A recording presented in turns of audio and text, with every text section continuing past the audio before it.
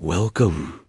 Tonight, we journey back, far back, into the ancient sands of Egypt, a place where the desert stretches endlessly, golden under the sun by day, and cool and still beneath the stars by night.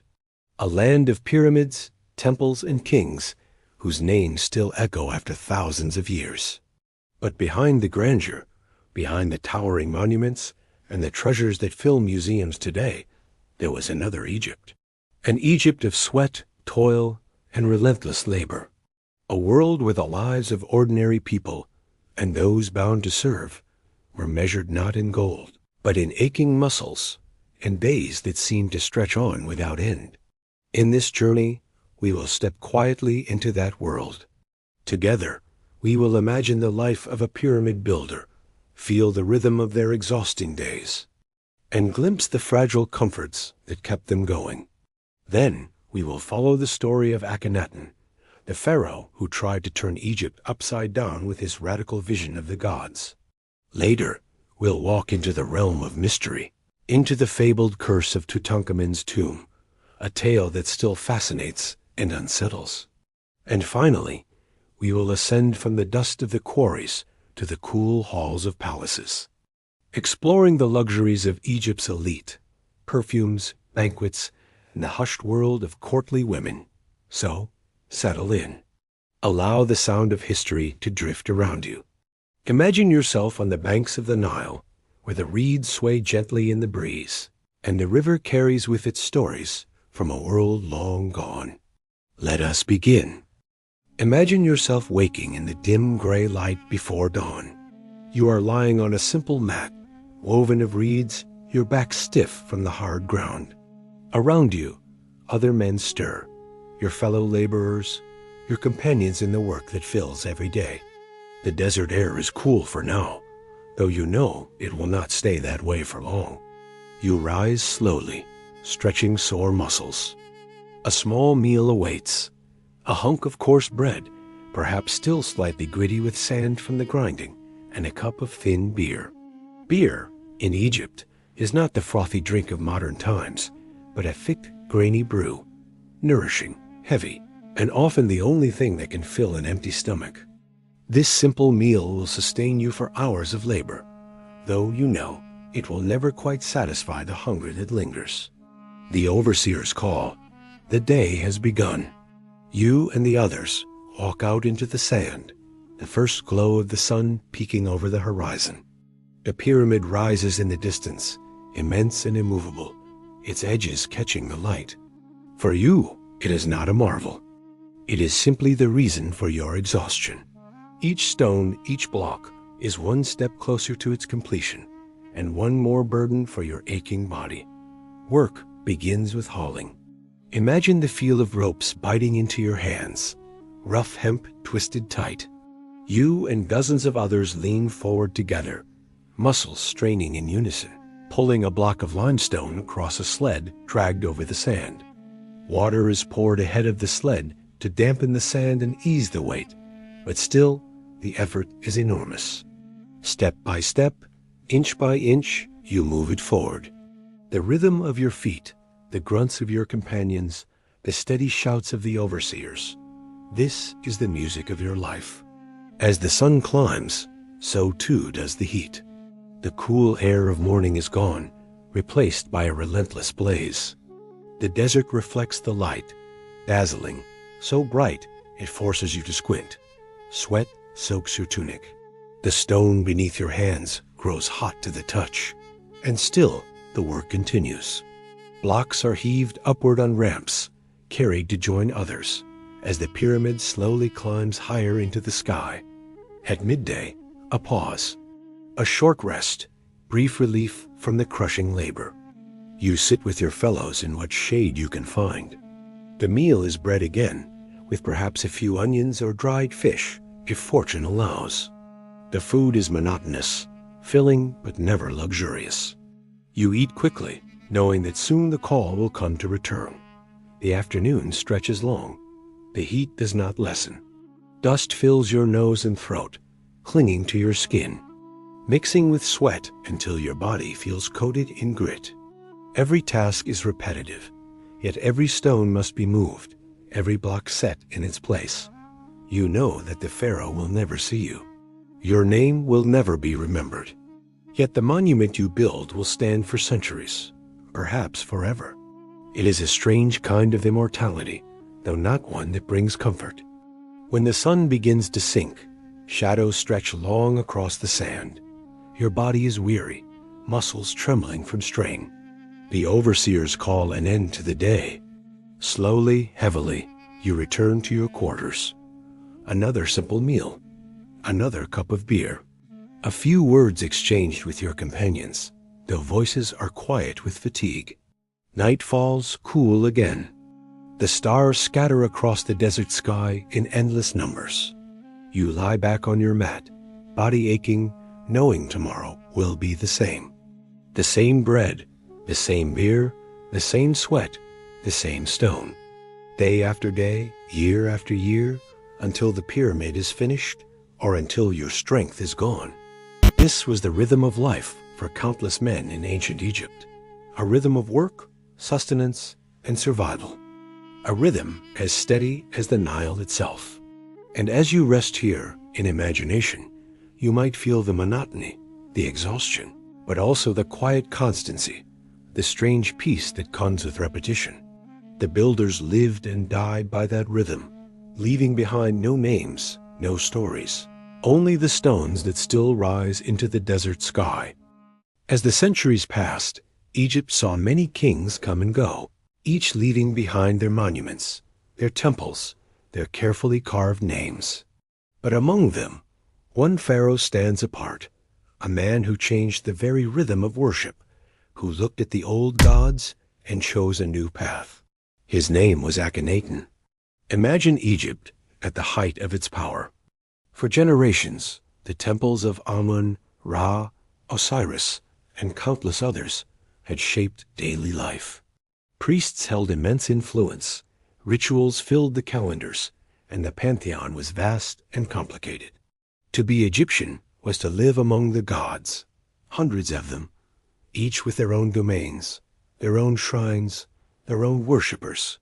And then Akhenaten appeared. He was born Amenhotep IV, son of Amenhotep III. At first, he followed the traditions of his ancestors.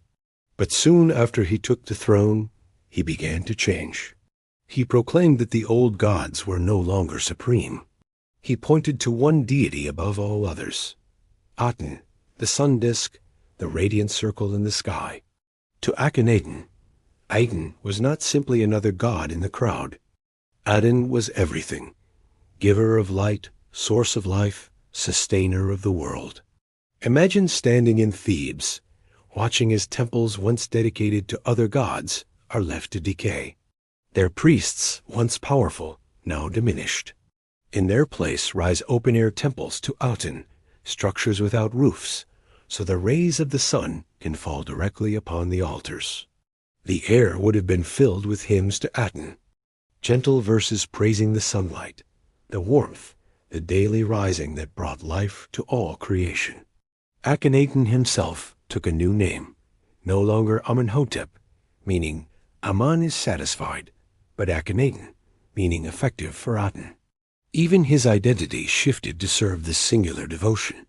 With his queen, Nefertiti, he moved the royal court to a brand new city. Imagine its foundations being laid in the desert, far from the traditional centers of power.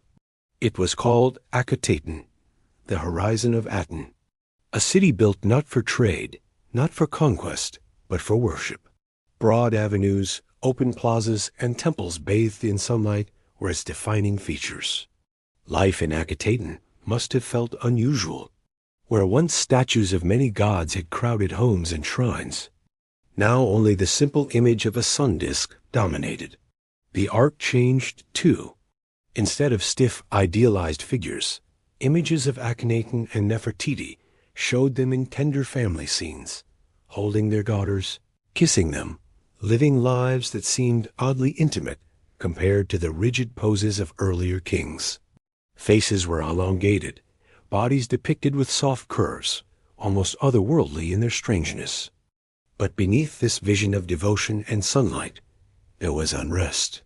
The priests of Amun, long accustomed to wealth and power, seethed at their loss. Ordinary Egyptians, too, found the sweeping changes disorienting. The pantheon of gods had provided comfort, a framework for the cycles of planting, harvest, birth, and death.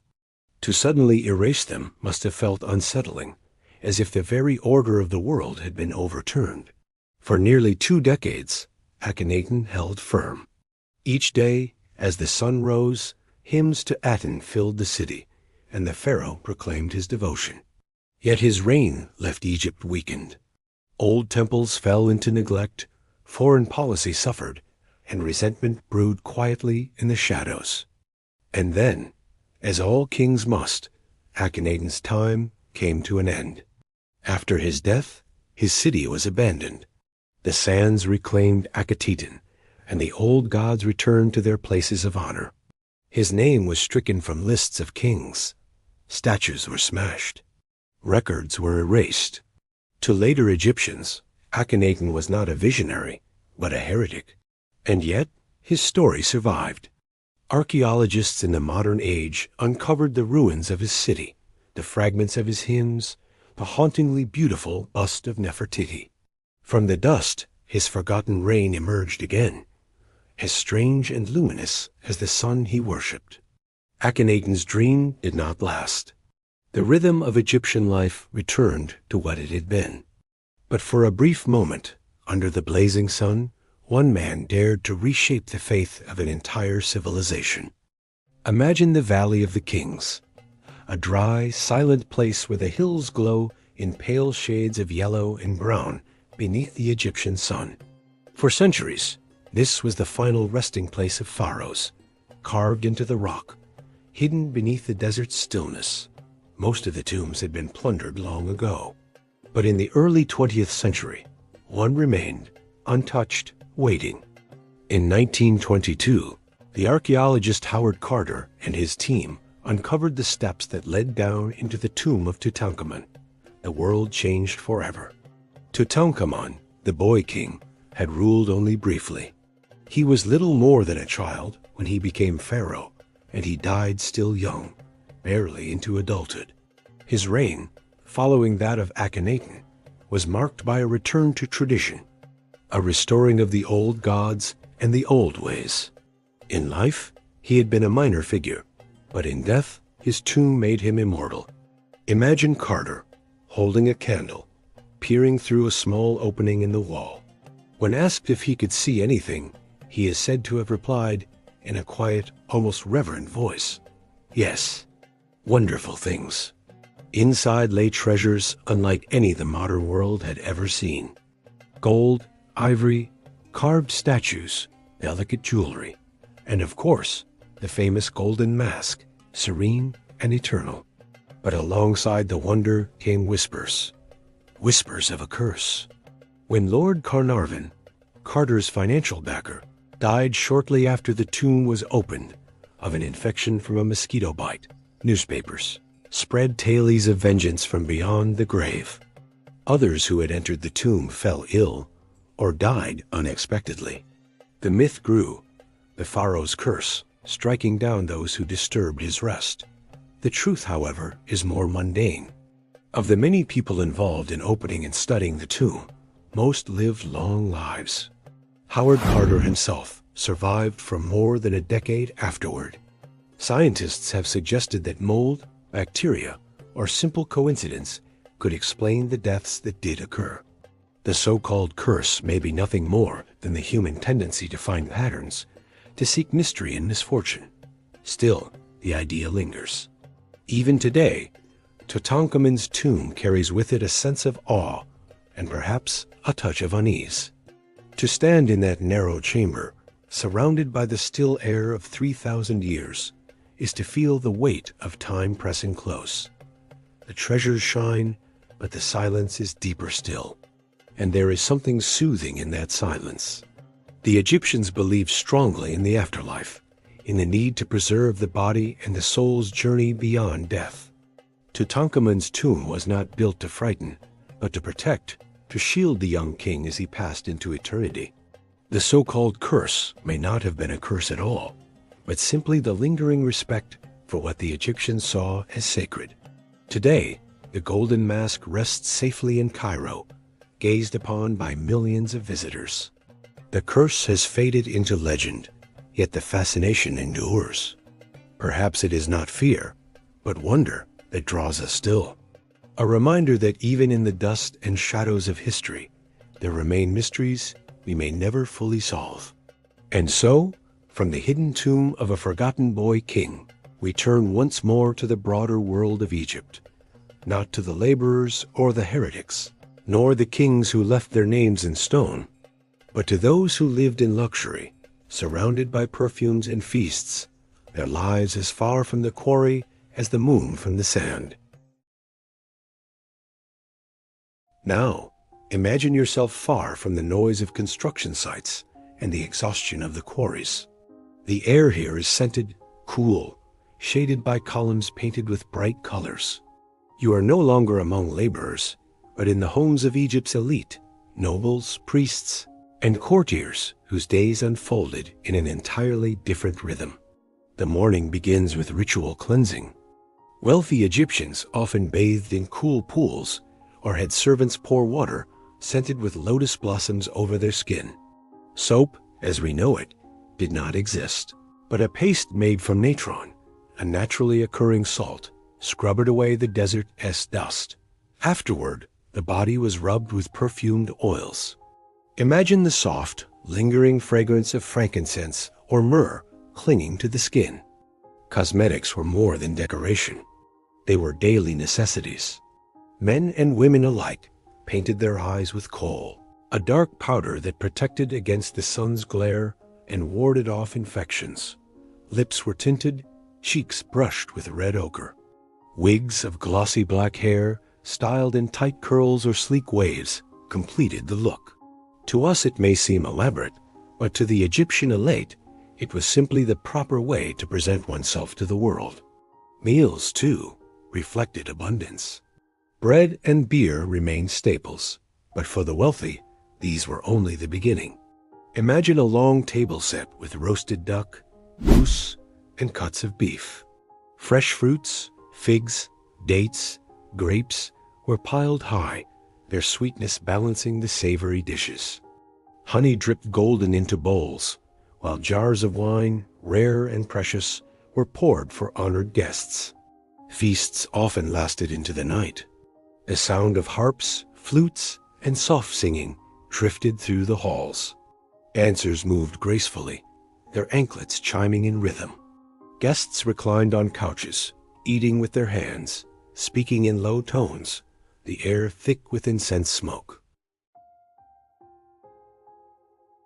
Within the palace, women held a subtle but powerful presence. Queens, of course, could wield immense influence. Women like Nefertiti or Hatshepsut shaped the course of Egypt itself. But even noble women of lesser rank moved within carefully structured circles, presiding over households, managing servants, and maintaining the rituals of family honor. Their quarters were cool, filled with fine linens, polished furniture, and jewelry of gold inlaid with turquoise and carnelian. Daily life for the elite was not without its concerns. Politics, rivalries, and the need to maintain favor with the pharaoh created an atmosphere of quiet tension. Yet to look at their painted walls, one would think life was an endless procession of banquets, music, and leisure. Tombs depicted noblemen hunting in papyrus marshes, fishing with nets, or enjoying the company of wives and children. Whether these scenes reflected reality or aspiration is uncertain, but they reveal the ideal, a life of harmony, abundance, and grace. So, as the workers sweated beneath the sun and the farmers strained to coax crops from the soil, the elite reclined in shaded courtyards, sipping wine and listening to the rustle of palm leaves in the breeze. Their world was small, contained within palace walls and private gardens. Yet their lives were recorded in detail, their names remembered long after the builders had been lost. In this contrast, the dust of the laborer, the sunlight of Aten, the hush of Tutankhamun's tomb, And the perfume of the palace, we see Egypt in its full spectrum. A civilization of struggle and splendor, hardship and harmony, where the lives of many sustain the lives of a few. And so, our journey draws to a close. From the aching toil of the pyramid builders to the radical vision of Akhenaten, from the whispered curse of a boy king's tomb to the perfume and music of elite palaces, we have wandered slowly through the many layers of ancient Egypt. The sands have shifted, the monuments weathered, yet their stories remain, stories of nameless workers, forgotten kings, and lives both ordinary and extraordinary. Now, as you rest, let the rhythm of their world fade gently into silence. The pyramids still stand beneath the desert sky, eternal and unmoving, but your body may find stillness too. Breathe softly and imagine the Nile flowing on, steady and endless, carrying with it the memories of a civilization long gone. May the calm of the past linger with you now, easing you into sleep as the stars rise over the ancient sands of Egypt.